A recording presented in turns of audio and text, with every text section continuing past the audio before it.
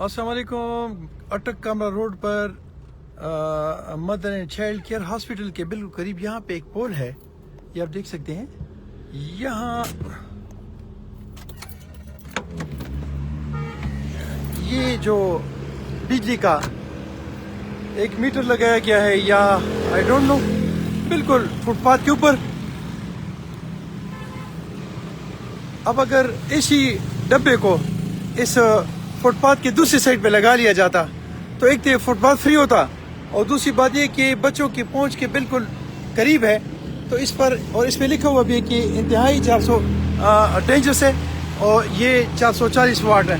اگر اس کنیکشنز کو کسی بھی بچے کا ہاتھ لگ جائے، خاص کر بارش میں، تو آپ اندازہ لگائیں کہ بالکل میرے لیول نہیں بلکہ بچوں کے لیول پہ ہے. تو کیا یہ انسانی زندگی کے لیے خطرناک نہیں ہے؟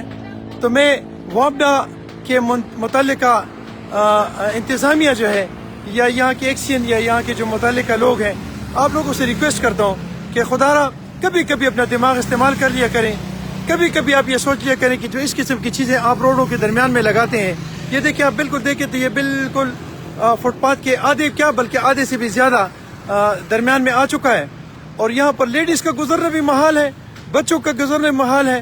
اور اس کے علاوہ محال تو چھوڑیں، اس کو تو گولی ماریں، کیونکہ یہاں سے بچے یا لیڈیز جو ہیں یا یک دم نیچے اتریں گے اور اس پہ وہاں سے ایکسیڈنٹ کریں گے، یا اگر اس کے ساتھ لگیں گے اور بارش میں اس میں کرنٹ ہوگا تو کوئی بھی مسلمان، کوئی بھی انسان، کوئی بھی زیرو اس سے نقصان اٹھائے گا. تو میرے اٹک کے جتنے بھی وابڈے والے میرے ساتھی ہو، میرے دوست ہو، میرے بچے ہو یا ان کے آفیسرز ہو، خدا را تھوڑا سا اپنا دماغ استعمال کر لیا کریں. اور جب آپ نے اتنا بڑا اس پہ لکھا ہوا ہے کہ یہ 440 واٹ ہے اور یہ خطرناک ہے، تو اس خطرناک چیز کو اور اس یہ لوز کنیکشنز کے ساتھ، میٹر کے ساتھ اس روڈ پہ یہاں بنانا میرا خیال ہے کوئی شرافت کا طریقہ نہیں ہے، یہ ٹیکنیکل لوگوں کا طریقہ بھی نہیں ہے، اور یہ اچھے مسلمان ہونے کا طریقہ بھی نہیں ہے، یہ اخلاق بھی نہیں ہے، یہ مذہب بھی نہیں ہے، یہ انجینئرنگ بھی نہیں ہے. خدا را تھوڑا سا انسانیت کا مظاہرہ کیجئے، تھوڑا سا مسلمان ہونے کا مظاہرہ کیجئے، تاکہ اس قسم کی مشکلات سے عوام دوچار نہ ہو.